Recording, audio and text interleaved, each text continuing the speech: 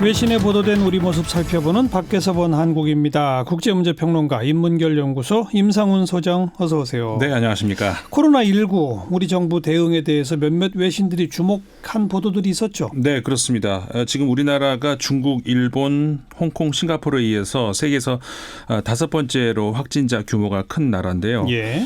우리 정부와 국민들의 대응 능력과 관련해서 모범적 사례가 아닌가 이렇게 주목을 받고 있습니다. 특히 이제 오늘 뭐 갑자기 이렇게 네. 감염자 숫자가 증가했습니다. 그 전까지 네네. 지난 주말과 월 주초까지는 아주 모범적이다 이런 평가 받았겠죠. 그렇죠. 예. 그렇습니다. 우리나라보다 이제 확진자가 지금 많은 데다가 요코하마 정박 중인 크루즈 여행선에 대한 대처와 관련해서 지금 일본이 많은 비판을 받고 있는데요. 예.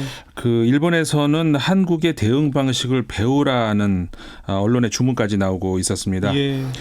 그 지난 16일 미국의 월스트리트 저널이 한국의 신종 코로나 바이러스에 대처하는 방법들, 그다음에 그 효용성 등과 관련해서 이제 보도가 있었는데, 특히 바이러스 확진 환자가 발생했을 때 이들이 최근 이동했던 경로들을 역추적해서 이를 그 온라인상으로 공개하는 그런 대처 방법, 여기에 주목을 했습니다. 네네. 그러니까 우리 국민들 많이 아시겠습니다만, 예를 들자면 특정 확진자 A 씨가 몇 시에 누구와 어디서 만나서 영화관 어디에, 그러니까 좌석 번호 몇 번에 앉았는지, 그다음에 그 이후에 식당에서 뭘 먹고 어디로 이동했다, 이런 식의 이제 아주 구체적인 정보를 온라인으로 모두 밝힌다는 것이죠. 그렇죠. 이 점을 이 신문이 이제 보도를 한 겁니다. 근데 그러니까 외국은 그 정도로 대응 안 하나 봐요. 네, 그러고 이 정도까지 안 하는 것 같더라고요. 그러니까 이 신문의 요지는 그 한국에서 실시하고 있는 이 같은 세밀하고 투명한 이 확진자 이동 노선 그 공개 방식이 좀 두 가지 차원에서 이제 다른 나라들과 다르다는 거거든요.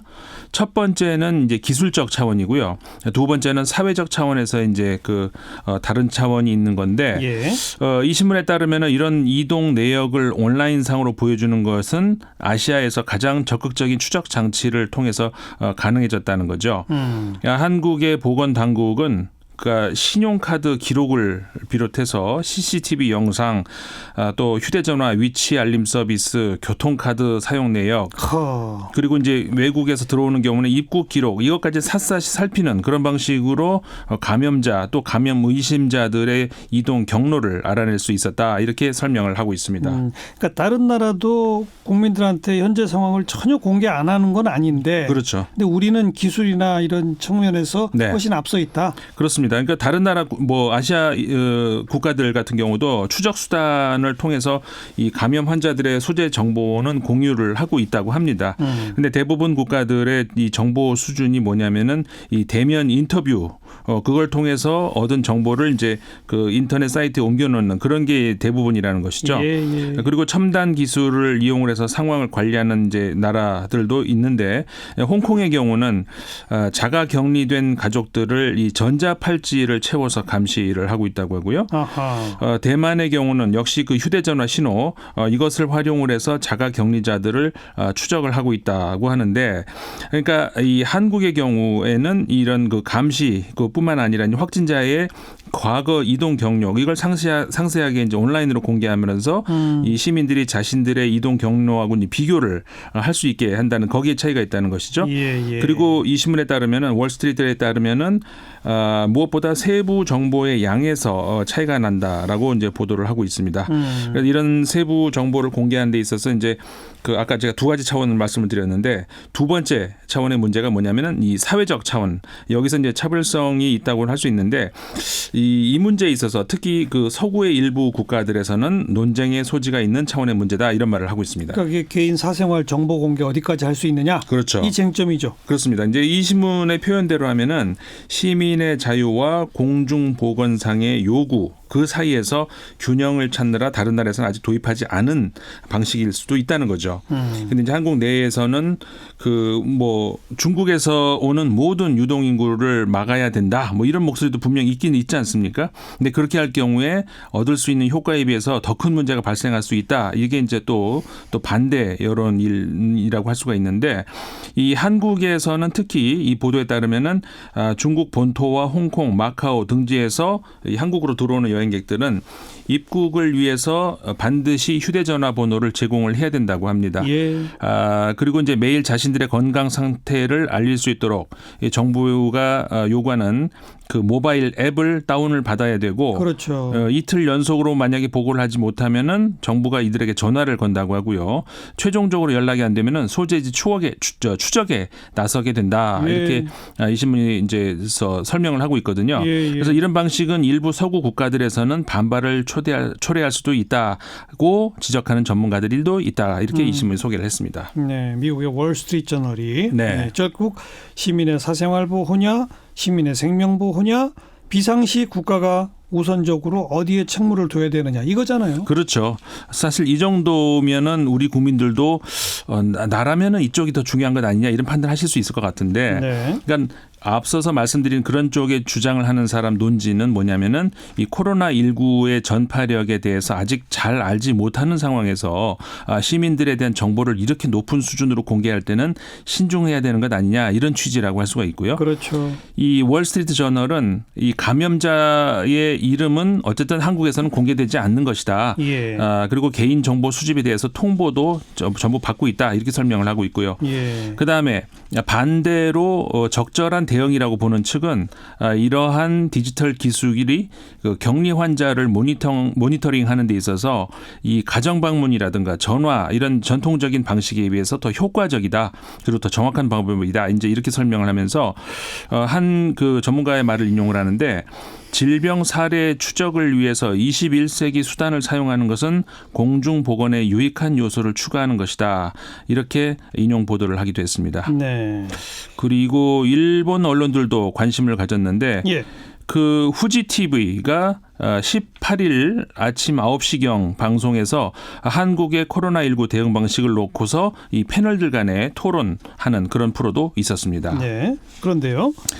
그 한국의 감염자 동선 공개에 대한 찬반을 이제 묻는 거였는데, 예. 한국이 감염 확대 방지를 위해서 감염자들의 그 행동 경로를 공개하는 놀라운 대책을 시행하고 있다. 이렇게 소개를 하면서 예. 한국 그러니까 취재팀들을 한국으로 보냈습니다. 그래서 시민들의 그 반응을 전하고 나서 이제 그 패널들이 토론하는 그런 식인데, 대체적으로 인터뷰에 응했던 한국 이 거리 시민들은 동선을 공개하고 있기 때문에 이건 좋은 것이다. 그리고 정부의 이런 신속한 대처가 잘하고 있다고 생각한다. 이런 생각들이 이제 대부분 반응들이었습니다. 예. 이렇게 공개함으로써 그러면은 시민들이 너무나도 많은 것을 알고 있으면 패닉이 오지 않을까 이런 질문도 있었는데요. 여기에 대해서 시민들 반응도 아니다. 대처를 잘하는 것이다라고 생각을 한다는 답이 많았습니다. 그런데요. 프로그램 진행자가 이런 그 정보 공개에 대해서 한국 국민들 사이에서 정부가 잘 대처한다는 의견이 많았다라고 전하면서 이 일본 패널들의 의견을 물었거든요. 예. 근데 이제 그 중에서 패널들은 일본에서는 어려울 것이다. 이런 대처가 말이죠. 이런 견해. 그다음에 너무 과한 것 아니냐 이런 의견들이 있었습니다. 여기에 대해서 그 해설자는 도쿄와 가나가와에서도 양성 환자의 위치, 동선 이런 것들을 좀 공개해달라라고 하는 요구가 있었다는 해설을 했고요. 예. 그리고 14일 홋카이도 확진자의 경우에도 처음에는 홋카이도 거주하는 50대 남성이라고까지만 공표를 했다가 추가로 거주 지역 이름, 그다음에 직업 이런 것들을 수정 공표하기도 했었다. 이렇게 전하기도 했습니다. 그러니까 그 패널들은 주로 조금 더 정보를 많이 공개하라 이런 의견이었다는 얘기입니까? 패널들은 일본에서는 이게 어렵지 않겠느냐. 그리고 너무 과한 거 아니냐. 근데 시민들은 원한다. 그렇죠. 예. 참고로 이게 후지 TV가 약간 보수 성향의 그 한국에 대해서도 이렇게 싹 그다지 좋은 내용을 전하는 그런 신문은 아닙니다. 평소에. 그래서 이제 이 일본 시민들도 이제 그렇게 공개를 하는 것이 좋지 않겠느냐라고 하는 그런 목소리들이 있다는 건데, 그 18일자 산케이 신문의 이 서울 주제에 있죠. 그 구로다 가스히로 객원 논설위원 칼럼이 실렸습니다. 뭐 유명한 대표적인 극우 언론인이죠. 그렇죠. 한국은 사업, 관광 등 이 교류, 그다음에 한국계 중국인들도 많고 유학생들 왕래 이런 걸로 그 중국과 접촉이 일본보다 훨씬 많음에도 불구하고 지금까지 코로나19를 막는 데 성공하고 있다. 이런 평가를 내놨습니다. 구로다이 위원 역시 그 한국 매체와 언론들이 거국적 대응을 하면서 경계심을 높이고 있는 데에 그 다른 나라와 차이점이 있다라고 얘기를 하면서 방역은 군사작전처럼 전력을 다해서 속전속결을 해야 된다면서 일본은 병력을 조금씩 동원하는 방식으로 대응에 실패하고 있다라고 하는 한 인사의 말을 대신 전하기도 했습니다. 네.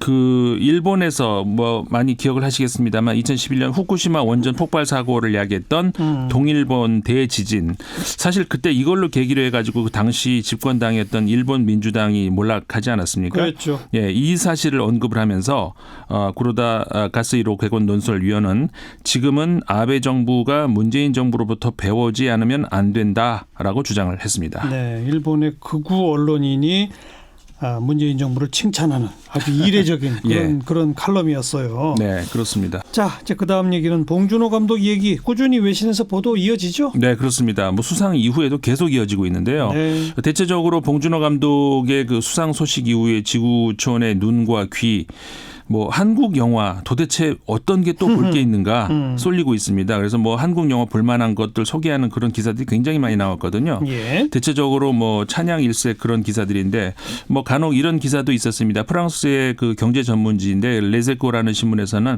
사회 풍자 소재의 영화로 대기업이 큰 돈을 벌었다. 이런 내용의 보도가 나오기도 했었고요. 예.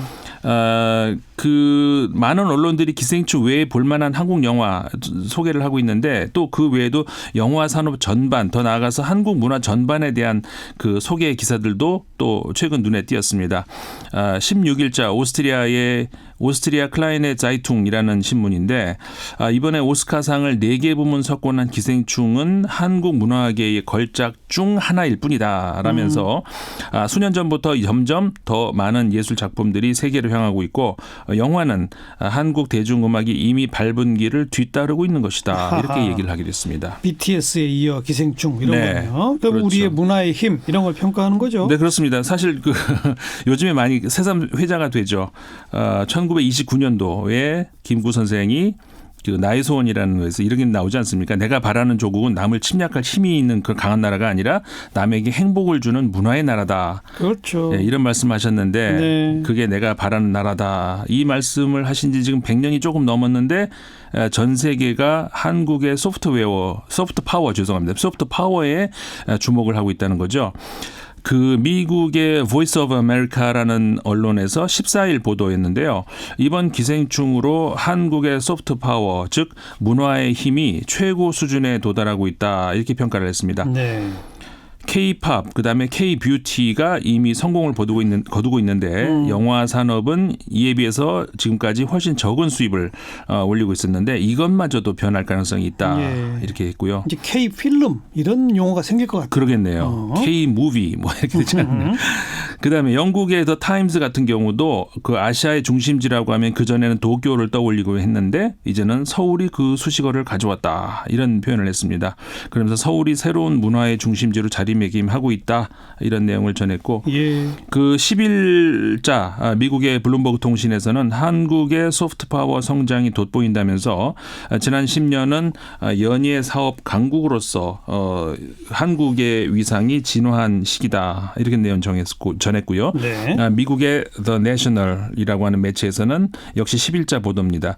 한 기자의 말을 인용을 해서 한국은 예술의 여러 분야에서 영미권 문화와 언어에 그들의 패권에 도전하고 있는데 음악과 영화에서 최근에 탁월한 성과를 얻고 있다면서 그렇죠. 이것이 소프트 파워의 성공이다. 이렇게 전했습니다. K-팝, K-뷰티, K-필름, 네. 그다음에 우리 손흥민 선수, 유현진 선수, K-스포츠 그러네요. 다 잘하잖아요. 정치만 잘하면 돼요. 그러네요. 자, 임상훈 소장의 외신 픽 오늘은 어떤 외신 골라오셨어요? 사실 조금 전에도 일본 그 이야기를 하지 않았습니까? 일본 정부의 이번 코로나19 대처 능력 여기 비판 목소리가 많이 있다는 이야기 많이 나오고 있죠. 그 사실 일본 정부의 감축이 급급한 내용, 그 대응 내용 이게 심각한 수준이 아닌가 생각이 됩니다. 이 말씀을 왜 드리냐면은 일본의 고베 대학의 감염내과 전문 교수인데요. 이와타 켄타로라고 하는 교수가 최근에 SNS 상으로 그 12분짜리 동영상을 하나 올렸는데요. 예. 이분이 누구냐면은 그 다이아몬드 프린세스, 그러니까는 그 요코하마 항에 지금 정박돼 있는 그 크루즈선 아니겠습니까? 거기서 들어갔다가 추방이 됐다고 합니다. 그러면서 이제 영상을 공개한 건데. 아니 크루즈선에 탔다가 추방됐다고요? 네, 그렇습니다. 왜요? 무슨 내용이에요? 그러니까는 그 감염 지역 들어가서 봤더니 감염 지역과 비감염 지역이 이제 나눠져 있기는 한데 이제 녹색 지역, 적색 지역이 있는데 예. 사실상 완전히 뒤섞여 있다는 겁니다. 그러니까 통제가 안 되고 있다는 거죠. 예. 모든 사람들이 섞여서 돌아다니고 있고 그러면서 이 이와타 교수가 에볼라, 그다음에 과거에 사스 이런 치료를 하러 전 세계에 돌아다녀 봤지만 사실 감염 염려 없었다.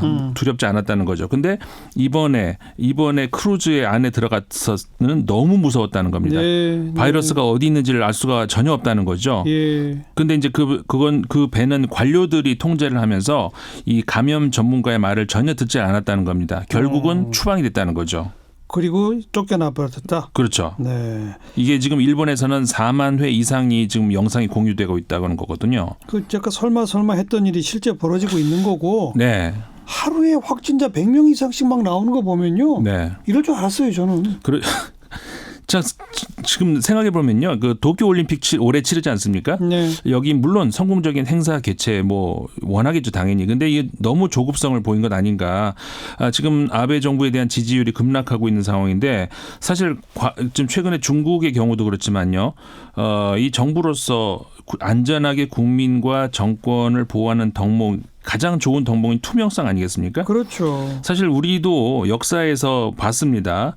유언비어에 의한 사회적 불안, 이것보다 진실을 은폐하려는 정부에 의한 불안이 더 컸다는 것. 예. 이거는 일본 정부가 좀 다시 되새겨봐야 되는 것 아닌가 이런 생각을 하게 되는 그런 동영상이었습니다. 오늘 여기까지 수고하셨어요. 네, 고맙습니다. 국제문제평론가 인문결연구소 임상훈 소장이었어요.